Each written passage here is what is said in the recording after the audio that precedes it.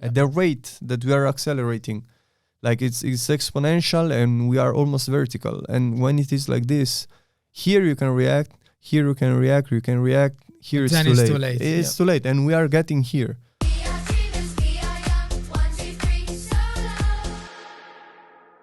Ciao guys, this is Mario Di Marco and Alfio. Welcome back on this new episode of SFT Forecast, and today we are going to talk about market overview, as we usually do, and a real particular topic, in my opinion. Yes. Yeah, which is really debated and on fire at the moment. Yes. About artificial intelligence. Yes, we talked a bit about it last time. We spoiled that we were gonna do an episode today about AI, but as you said, let's start with the week recap. Yes, and absolutely. Last week, this guy said this. Mm-hmm. Then the reaction that we were waiting for toward $2,000, and in the long term, we are expecting that the bullish scenario will continue on the precious metal. And so you're a genius. No. What happened? No, that. No. I mean, explain what happened. Yeah. We're talking about gold, of course. You made a prediction last week. It was respected. Why? What happened exactly? Well, let's say that the market seemed to confirm the positive sentiment surrounding the monetary policies. Mm-hmm.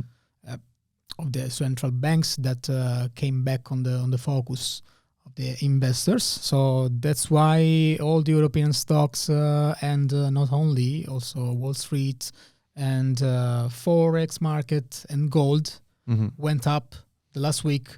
And this is why the correction that now we are experiencing on DXY didn't come before. Yeah, okay.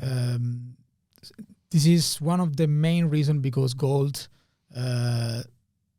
was supported by these rumors, who brought the gold above $2,000. Okay, so now we can see that gold is currently, today is Wednesday, it's 2040, touched the peak of 2050. Yep. And now a reaction, which is moving below 2040, is expected, of course, after this large movement justified from the treasury bonds downward and bearish pressure. The sentiment at the end of the story is literally driving at the moment all those market conditions.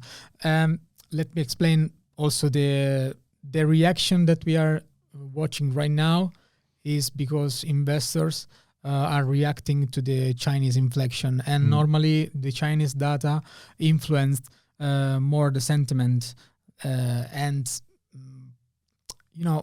it pushed more investors through the safe haven assets, but more on dollar, more than gold in this case.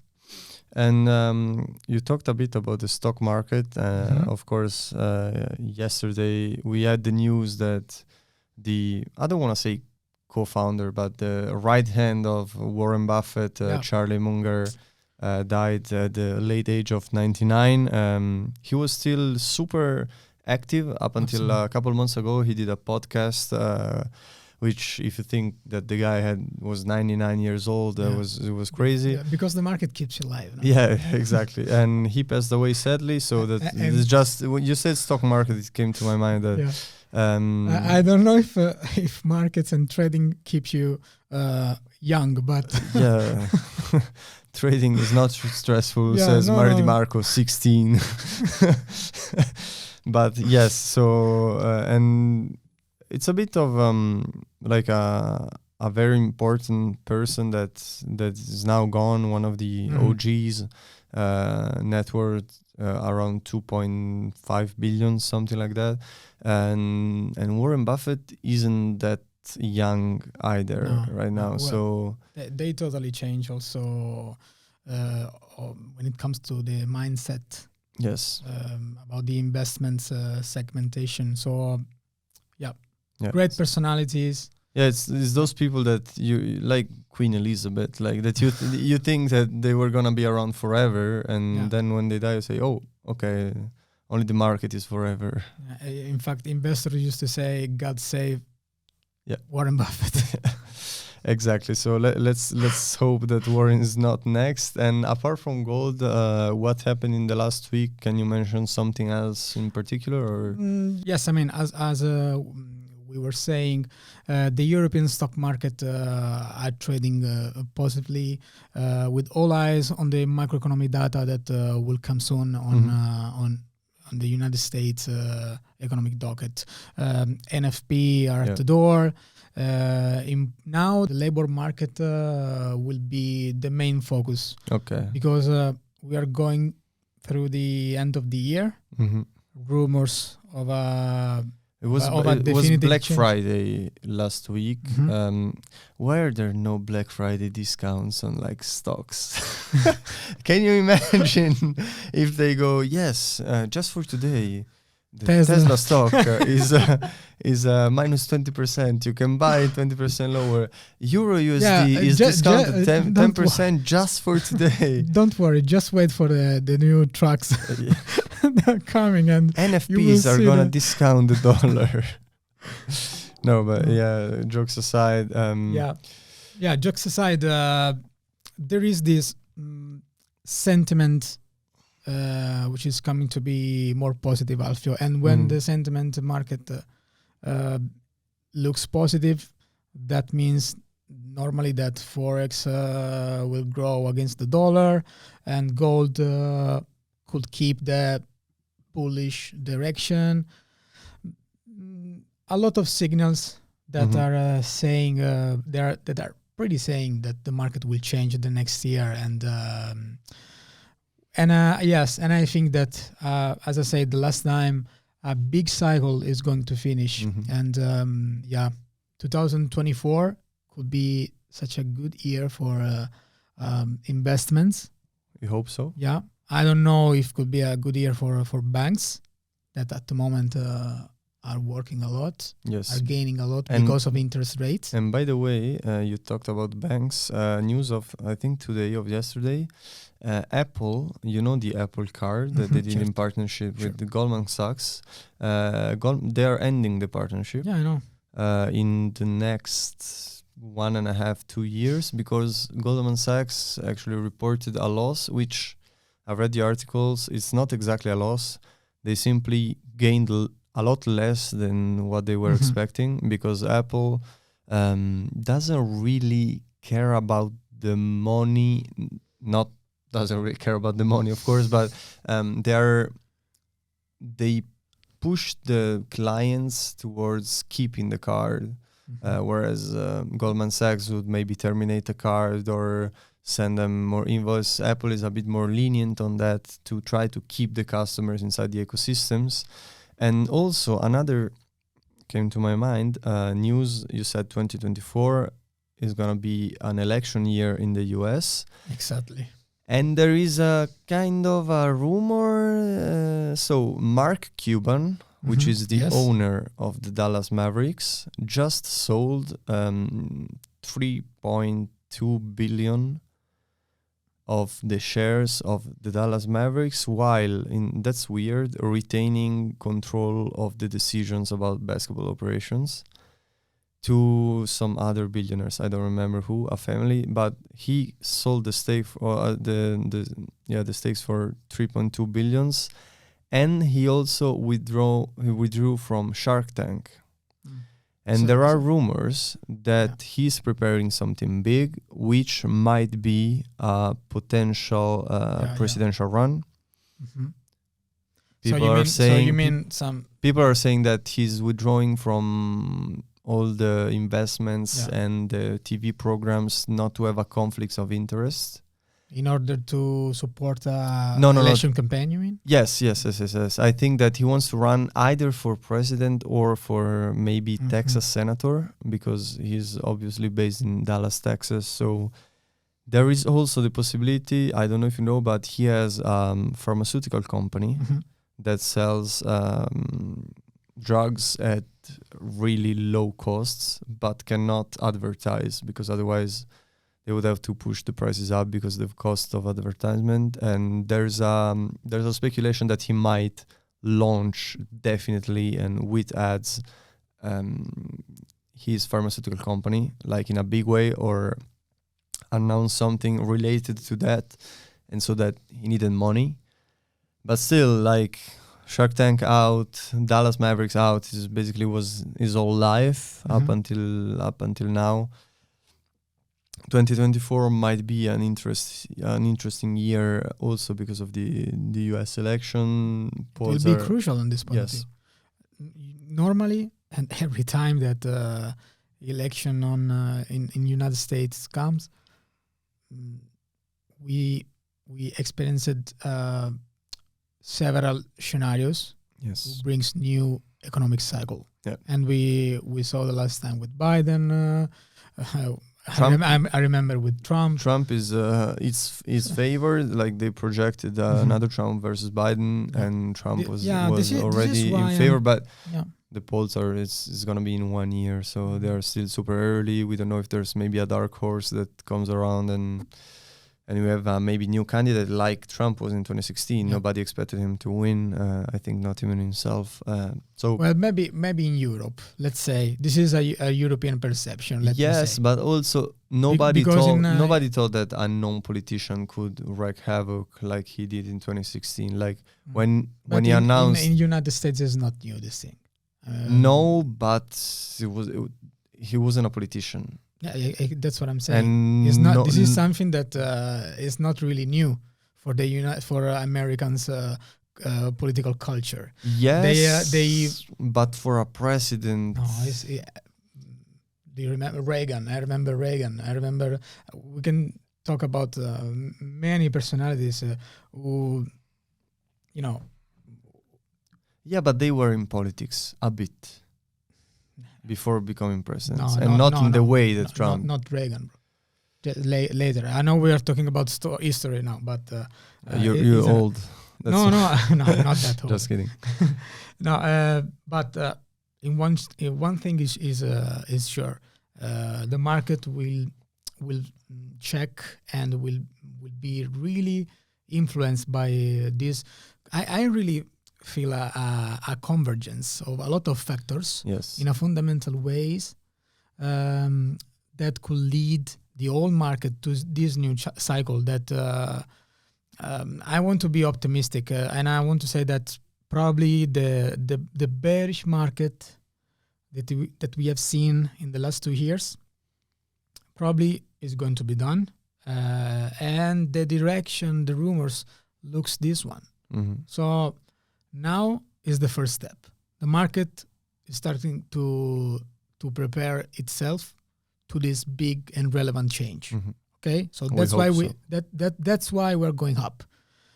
In my personal opinion, on a technical basis and a fundamental basis, I think that the rise will not come right now.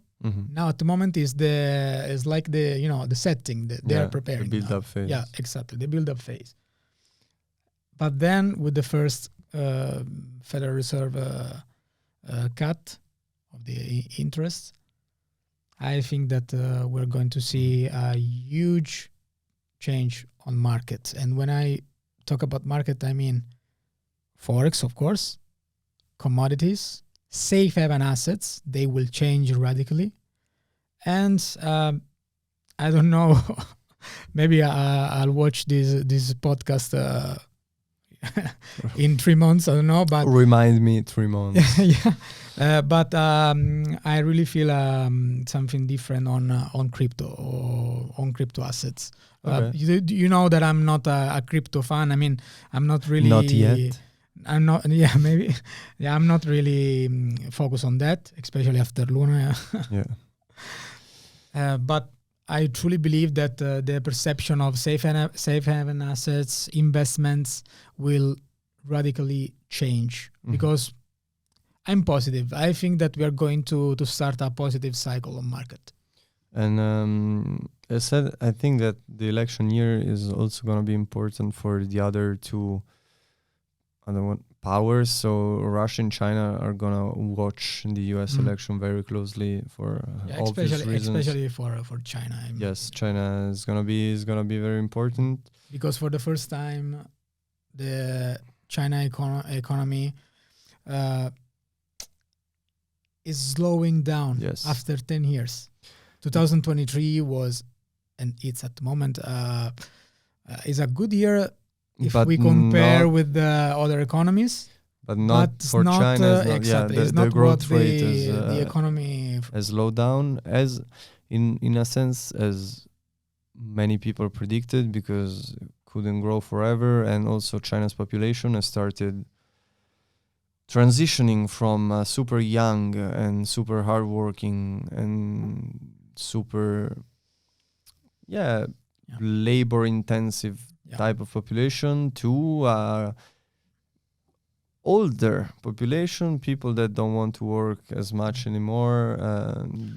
But it's also you can explain the whole concept just watching the macroeconomic data, and we saw how all those factors influence the commodities, oils. I remember the summer was really influenced by the Chinese economy, Australian dollar, and a lot of commodities, just like gold, for example. And today is a clear example of how the Chinese economy is really relevant in gold. Yes.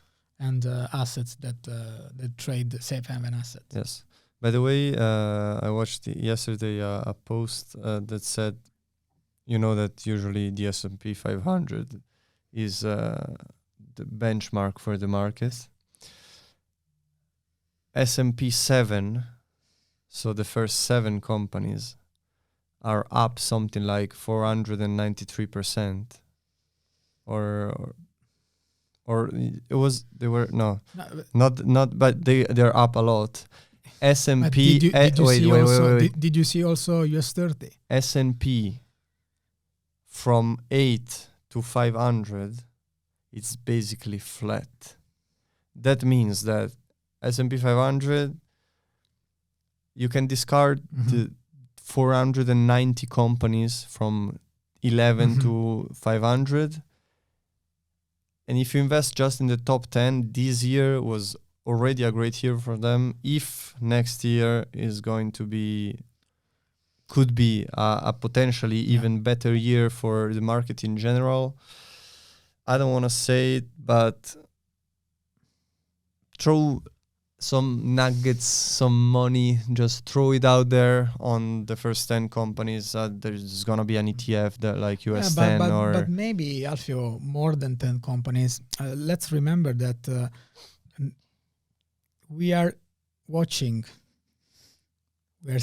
the consequence from the Federal Reserve actions. So that's why the American economy is totally compressed, is responding to the cure of the Federal Reserve, and this is why just few companies, main sector are responding and gaining in a proper way. But try to imagine if the next year the monetary policy will change, the approach will change. This could be could give a lot of breath to the other companies. And I agree. I mean, I'm not. I don't know about Tesla, I have to say, in my opinion. But by the way, you know what day it is? Today's the 29th. Yep. Bravo. You know what day it is tomorrow? It's the 30th. Tomorrow is gonna be Cybertruck delivery event. Yeah. Which could be the start of a massive ramp up for Tesla, because as polarizing as the Cybertruck is, I don't know about this, but I think it's gonna explode. It's gonna explode. Like, they have a lot of pre-orders. Many people are gonna cancel, but a lot of people are gonna buy it. The point is that you have 2 or 3 categories. So pickup trucks are the most selling vehicle in the US. Yes. They have been, the Ford F-150 has been the best-selling vehicle in the US since in the last 40 years, every year. And so a lot of people buy pickup trucks in the US, category number 1. Category number 2, lots of people are buying electric. Category number 3, Tesla fanboys, Elon Musk fanboys that are gonna buy just because. Category potential number 4, people who want to have a different vehicle, and because I don't know if you've seen videos, it looks completely like an alien spaceship out in the Yes, I road. know. So tomorrow, November 30th, gonna be the first delivery event. We will know precisely specs, prices, and all the details. And also, and that's a segue to the next argument, to the next topic, November I know what you're 30th. saying. You know what day it is. You know what happened in last year, so November 30th, 2022. OpenAI launched ChatGPT on the market. So tomorrow is going to be happy birthday ChatGPT. So yes, and talking about OpenAI, we said last week that it was an ongoing shenanigans with the company. Just to sum up, it has come to an end, finally. So to sum it up real quick, just before the break, Sam Altman, which was the founder and CEO, was outed by the board, citing some lack of transparency from his side. Then he was outed, and one member of the board was appointed CEO. She tried to bring him back because all the employees said, we're going to quit if he doesn't come back. In the meantime, Microsoft hired him and Greg to lead the new AI division of Microsoft, but with asterisk that they knew that he was going to come back potentially to OpenAI. The new CEO got fired again. They appointed the ex-Twitch CEO. He said yes, but why was he outed? And in the meantime, basically everyone that was working at OpenAI threatened to resign. In the end, it happened. It happened what everybody hoped for. So it went well. Basically the entire board was outed except one or two. Sam Altman came back, was reinstated as CEO. He's gonna probably have a place on the board, not right now, but in the future. Everybody's happy, except those who got fired from the board. Microsoft, which already has a big investment in OpenAI, Satya Nadella, CEO of Microsoft, and Sam Altman are gonna work together a lot more. And so ChatGPT is safe. Yeah, they start Microsoft and OpenAI. They will start for sure a joint venture without problem. But then it came out that the lack of transparency apparently was related to this mysterious Q star, which is the theoretical AGI. So the spooky, where's the spooky button? The spooky all-in-one artificial intelligence that's gonna take over the world. A lot of debates over Twitter or X, and but we will talk about it later. Right now, we're gonna take a short break and be back as soon as I click my finger. Ciao guys, Alfio here, and if you're watching this, it means you're watching SFT Forecast. And if you watch Forecast, you know that Mario is a good trader. How to trade like him, though? We at SFT provide pro signals in our Trade Pro in the SFT app. To know more and to join, click the link in the description down below. And we're back from the break. So Alfio, now let's start with the second topic of the day. And I'm very curious because, we are starting to, to introduce these I don't want to say these new technologies because we are confident with the coding and expert advisor, a sort of artificial intelligence, no?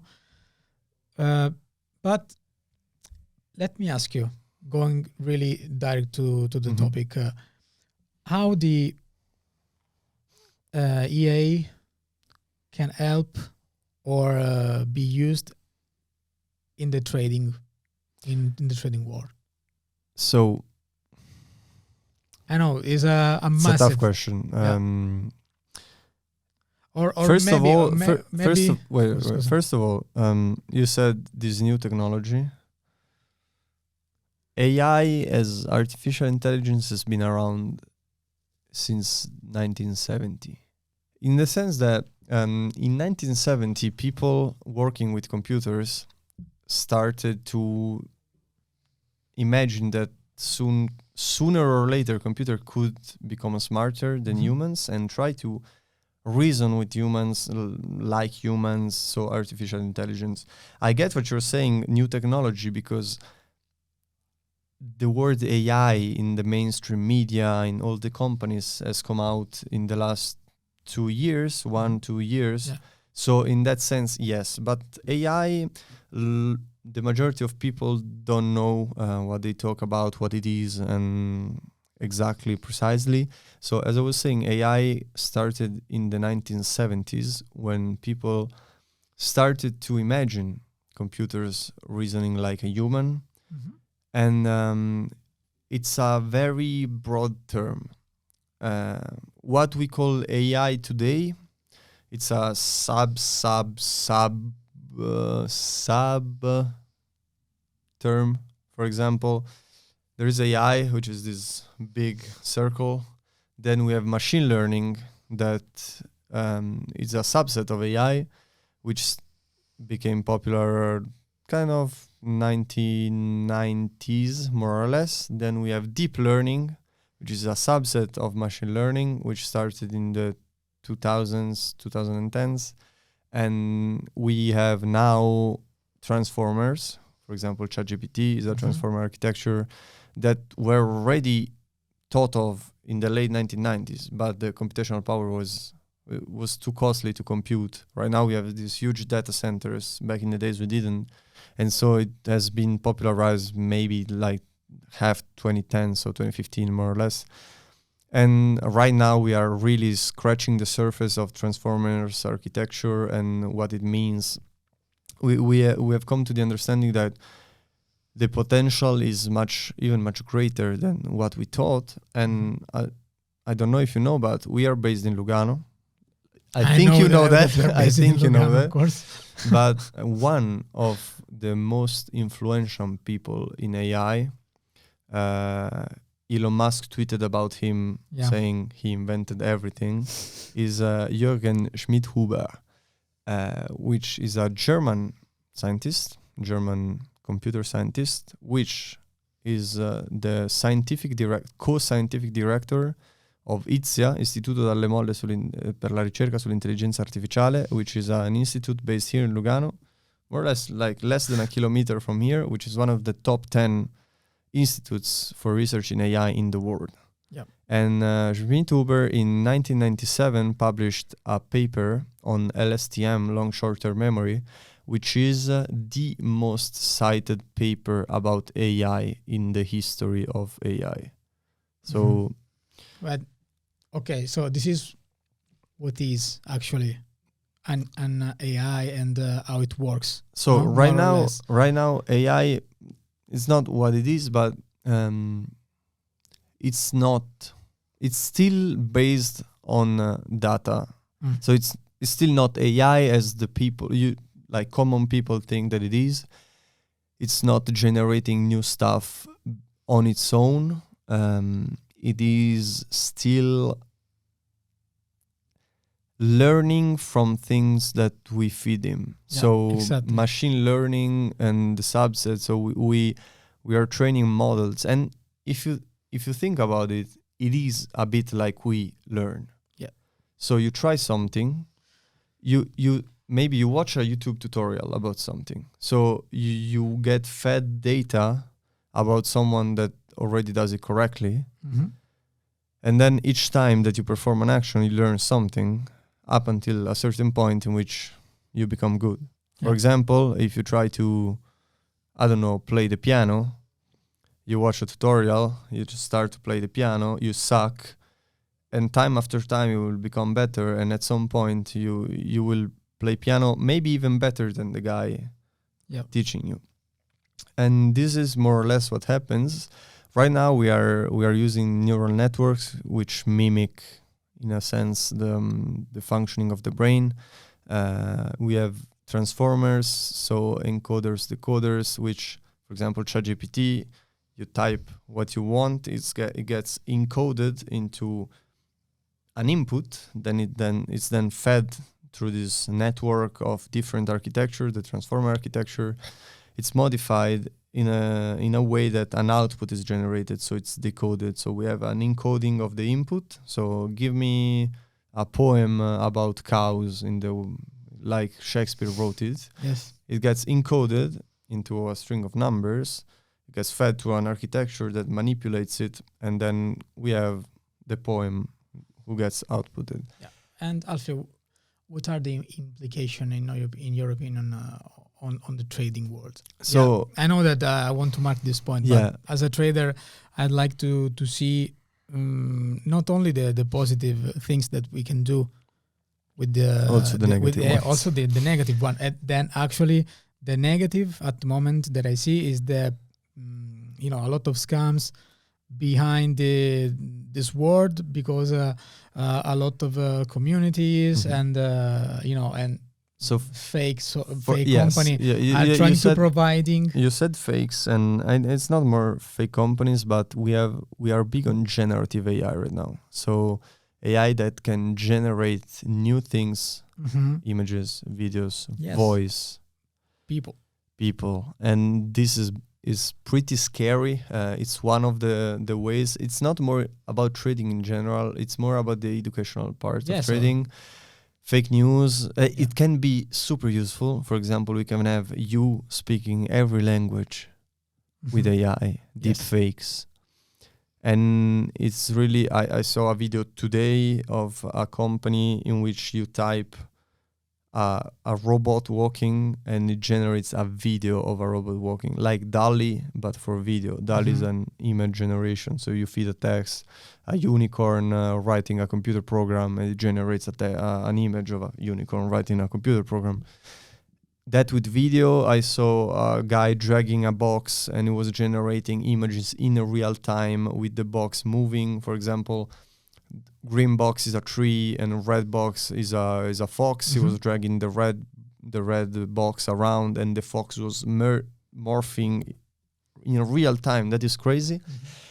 About trading, I think, and this has been done in a certain way. It has been tried with old methods.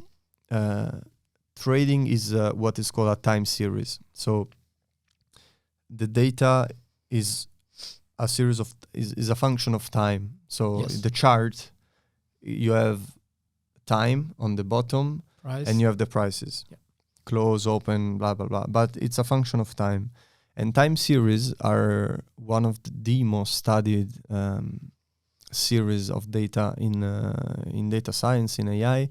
For example, sensors are monitored a lot. This is only in order to predict. That's where I wanted to go. Exactly. The problem is that a sensor in a machine behaves in a certain way and can be predicted. But the market, as you know, depends on a lot of factors. And if you take just the prices and you try to analyze just the prices without looking at the fundamental data, the fundamental analysis, you cannot predict it, because maybe if there wasn't NFPs, the market would go down, but with NFP, it's a market news and it goes up a lot. And so the prediction cannot be made just looking at the data. You don't know that NFP is coming if you look at just the data. If you have time and prices, you don't know that a news is coming, Powell is talking, NFPs, a war is starting. And so you cannot predict. What is, I think, potentially coming, and it's what I want to study, it's more or less my area of study, we can start to incorporate sentiment analysis, news analysis into the trading, the experts advisors, and this is gonna be a really big. So I think. Do you think an AI could learn sentiment and fundamental analysis too? We already do sentiment analysis, so it's called scraping. We get the text from a news site, for example. We get text, we can analyze, remove the useless parts, and we can get a sentiment score. So we can get an idea of if the text is positive or negative. And so by training specifically an AI, I will misuse the term, but if we train an AI on Forex news, and we feed it the economic calendar jointly with the prices and the time, I think that in a short-ish time, it's possible that we can predict in a much better way the prices of stocks, of Forex, especially Forex, because stocks is more connected to the way the company is going. But Forex, I think we are getting close to a computer predicting the price in a better way than before. And it's scary, because what are the implications? Like, if I found this magic algorithm, you cannot put, I trade 100 lots on it and I get rich, because then you influence the market. Yeah. So and you screw it up, and it's not an easy question. Yeah, and I believe, based on my experience, also with the different situation, quite similar to this, that of course the governments and all the rulers, they will decide about our regulation now, but also on a financial side. Yeah, we have started, the White House has passed a bill on AI in Switzerland. We have started to talk about AI regulation. In Italy, they have started to talk about AI regulation, probably in the EU as well. The problem is that first, we need to act fast if we want to regulate something, but it's already too late. Second, as usual, the majority of people that are deciding the regulation don't know shit about the topic, especially this topic. So, there should be expert councils that advise the people, but also I see it in university, in teaching. They are reacting too slowly to, for example, ChatGPT and AI use. They are starting to talk about what could be done. It's been 1 year since ChatGPT has come out. Look at where we are now. Imagine in 6 months, in end of May 2024, what is ChatGPT going to be? It's going to be even much more powerful than right now. And if a university is too slow to react, it's gone. Like, the technology is advancing so rapidly that less and less people can catch up to it and stay behind what is actually happening. And the problem is that those people are the one deciding it. So, but Alfio, do you think, at the end, just to close, so do you think that we are not ready? We are not ready. No. Definitely not. The majority of people is not ready. I live in a bubble concerning this, because I'm surrounded by people who study it, who know about it. And so maybe me and my colleagues, we know and we are ready. But like, you are probably not ready. And you are already a guy that more or less is informed about the world. Imagine the common people out there. Yes. That's what I'm saying, families that have a normal life. There's people who have never even heard of or used ChatGPT. They are already 1 year behind. And the problem is that it's the majority. The average guy that you met in the supermarket doesn't know anything about AI. He has heard something, but he doesn't know what's coming, where it is right now. I maybe am already behind on some stuff, like Q-Star, the all-in-one. They are talking about right now in the last 2-3 days that it may be solved. They maybe already have it, but they don't want to release it.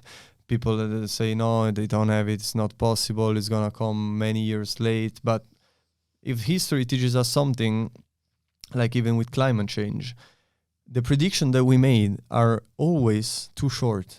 Yeah. Like, or too long in sense, oh yeah, it's gonna melt, the glacier is gonna melt by 100 years. Yes. And 2 years later, oh, maybe it's 50. And 2 years later, oh, maybe it's 25.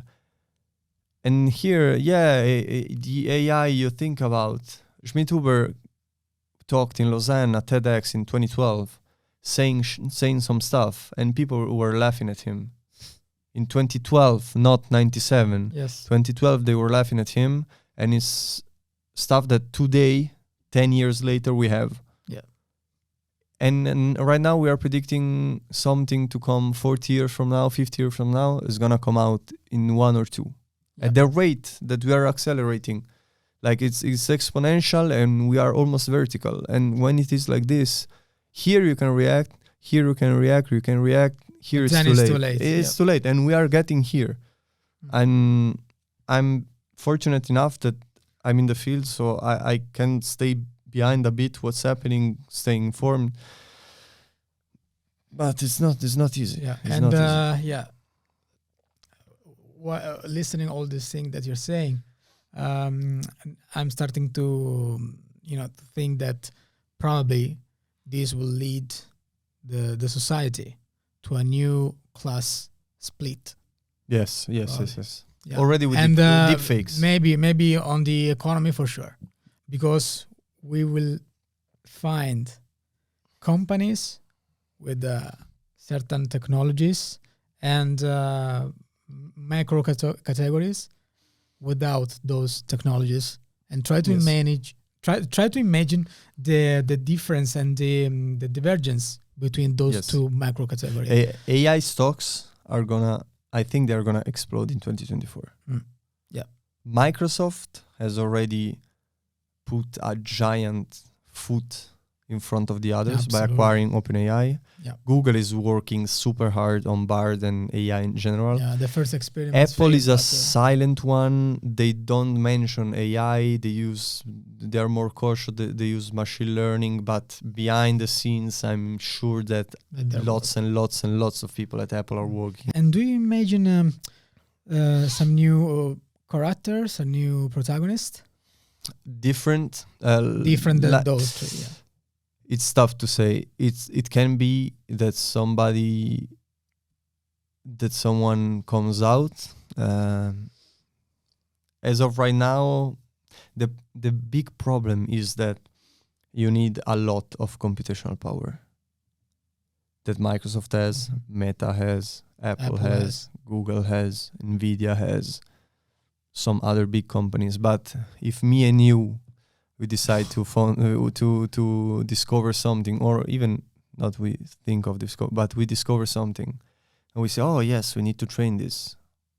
Yeah, we need to train this 6 months on a giant data server. No, sure. We cannot do it. So maybe on the theoretical side, there's going to be some advancement by even maybe a small company. But Amazon, I forgot to mention, they are working super hard. But I think if one comes out, it's gonna be bought by one of the giants, because if Google sees a possibility of overtaking Microsoft by an acquisition, they're gonna throw money. It's like give. So with this, we're gonna close a shorter episode than usual, but we will continue next week. Absolutely. After NFP. After NFP, yes. We're going to discuss the consequence of the market execution of these data, and maybe more focus on overviews and markets. And probably we're going to go a bit deeper on expert advisors, because we haven't touched this really. I went on a rant about we haven't touched expert advisors. But it's a parallel topics in my opinion. Yes. Absolutely. So see you guys next week. Ciao guys. Ciao.